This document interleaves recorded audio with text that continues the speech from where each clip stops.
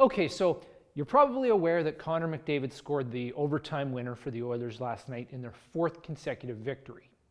Now, I like Connor McDavid just as much as the next guy. Connor McDavid! Connor McDavid! Okay, maybe not quite as much as that guy, but I'm a big fan.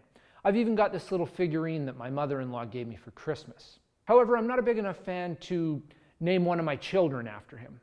Even though I jokingly posted on Facebook back in the fall of 2015 that my wife and I had named our son Connor McDavid Robinson. But here's the thing, I was RSVPing for a wedding just the other day, and when I got to the page where I was confirming which members of my family would be attending, they had my son listed as Connor Robinson. The lesson here is, don't believe everything you see on the internet.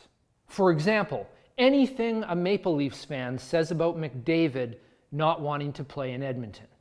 Does this look like a guy who hates that he had to score his first 100 NHL points with the Oilers? I don't think so, Tim.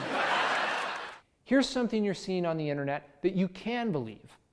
The Oilers are going to make the playoffs this year, period. And I've been saying that ever since my first Oilers blog in June of 2015. Now, I'm not saying that to toot my own horn.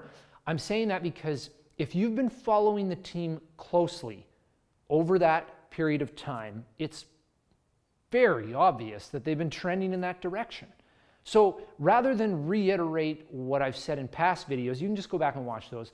I am going to point out 3 more reasons why the Oilers are going to the playoffs. Number 1, Peter Chiarelli has built this team to compete in the conference they play in. Unlike years past, where the Oilers would have a very respectable record versus the East and fail miserably against the West, this year the Oilers have excelled against teams in their own division as well as the Central.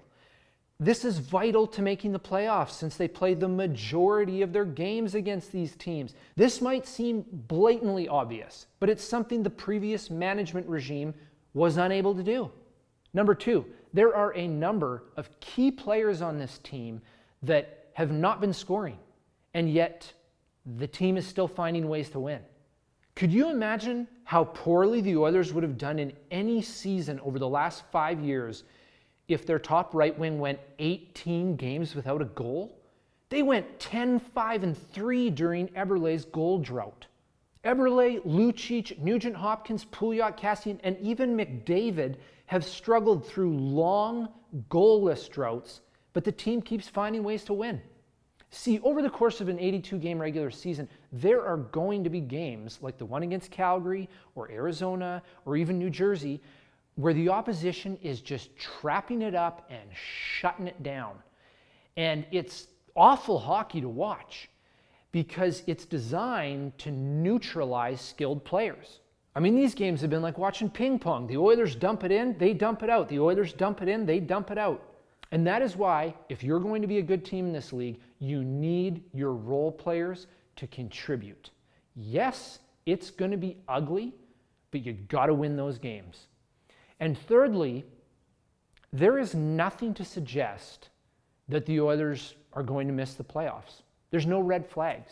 And to make this point, I'm going to use the flip side of this argument that I've used in years past. Over the last 6 years, each and every season, there was nothing that led me to believe that the Oilers were going to make the playoffs. Yes, the team had an inordinate amount of injuries and bad luck, but the team was often the second best one on the ice. This year, even in games like last night when the Oilers don't play well, they are still usually a better team than the opposition. Of their 47 games, they've probably outplayed the opponent in 2/3 of those games. It's simple, really. All the Oilers need to do for the rest of the season is stay ahead of 2 teams, Calgary and Los Angeles. That's the only scoreboard watching I even do.